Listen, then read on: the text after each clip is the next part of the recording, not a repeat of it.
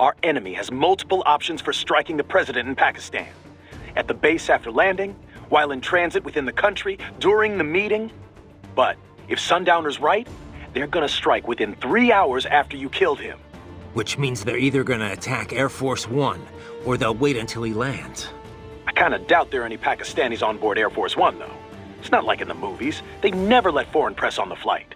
They could try to shoot it down from afar, I guess. But anything the Pakistan Air Force could deploy would show up on US radar instantly. Which means their best bet at kickstarting another war on terror would be post-landing. They're probably set up for the assassination over at the base. You better get moving.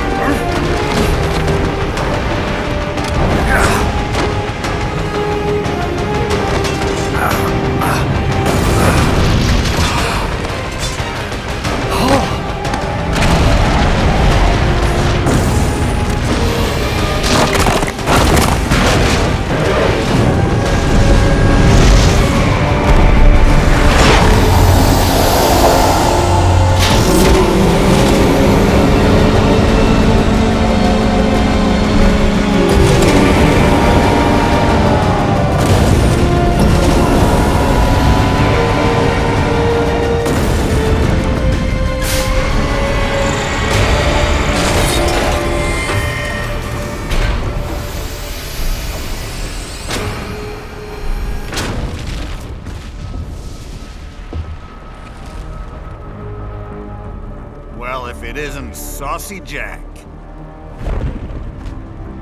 Just a little too late, as usual.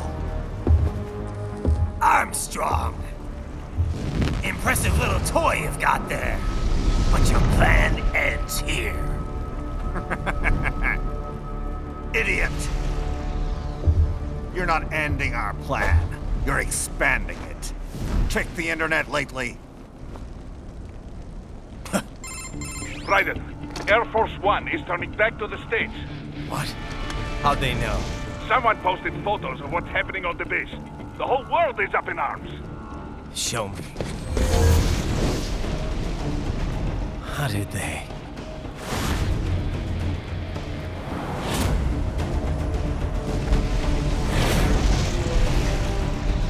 The story leaked early. Then Marshall's plan is ruined. The hell it is. Look what they're saying. The story just went live, and already they're calling for blood.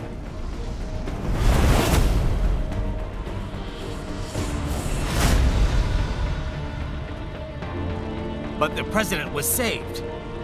And yet American blood was spilled. By Americans.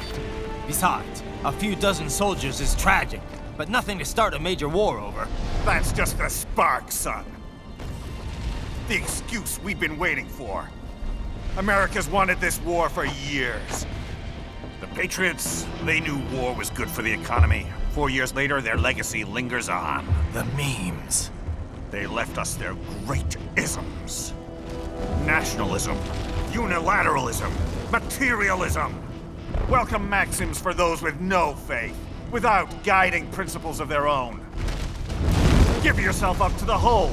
No need to better yourself. You're American. You're number one. Then the only value left is dollar value. The economy. So we'll do whatever it takes to keep it humming along. Even war. Especially war. Bullshit! The Patriots planted the seed. We don't need them around to filter and foster their memes any longer. We're spreading them just fine ourselves. Every American man, woman, and child. We're all sons of the Patriots now! We just need something to jumpstart the economy out of this funk. This recession it's been stuck in since the fall of SOP. And the military costs? Wasting billions is going to help the economy? DMCs, arms manufacturers, job creators, Jack. All those workers spending money, paying taxes. Trust me, a little war can work wonders. So grease the gears with some innocent blood, is that it? Oh, relax, Jack. It's a war on terror. We're not out to kill civilians. Extremists, lawless gangs, madmen.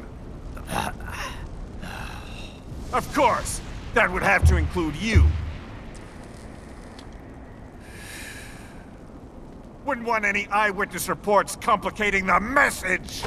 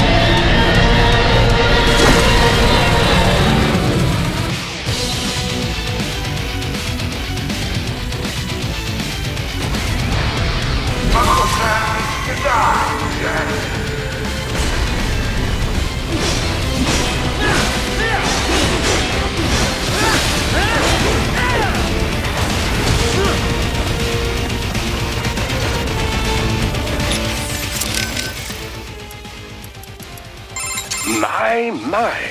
A Metal Gear Excelsis. I know I've heard that name before. Indeed. It made the news several times during development. A lot of people thought they'd have a hard time finding a buyer. It's enormous. One of the first large-scale, multi-legged tanks AT Corp has made in some time. UGs have grown smaller and smaller, but this is certainly a 180-degree change of direction. So why do it? The advance of artificial musculature is one reason miniaturization has grown so rapidly. But another is the shift from nuclear deterrence to asymmetrical warfare. Deploying such a large unit for guerrilla or urban warfare would be overkill.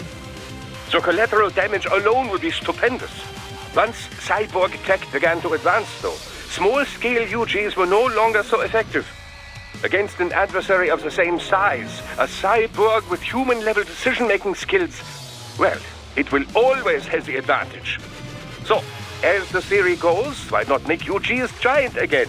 Overwhelm the cyborg with sheer firepower. That was the idea that led to Excelsis. Like you said, overkill. But it's still no good in urban combat, right? Correct. Assuming you weren't intending to raise the urban area in the process anyway. What do you mean? Well, a Gecko-class UG is too large for many parts of city areas, but also too small to simply trample any buildings and such standing in its way. But this magnificent beast, it could smash whole houses without even breaking stride. And what? It's just sorry, but fuck you civilians? I mean, even if they were just knocking down houses, the media'd have a field day. I sincerely doubt they care. If a US soldier dies in combat, it's nationwide front-page news. If civilians in wherever Stan are killed in an airstrike, nobody gives a second thought. But you know, they talk about the deterrent effect of this UG, about it striking fear in people's hearts. If there is a UG airstrike, you don't have any time to flee. But if this behemoth was lumbering your way... You'd run. Anyone would. Except trained guerrillas. Precisely. Thus, the UG would only be fighting against actual combatants.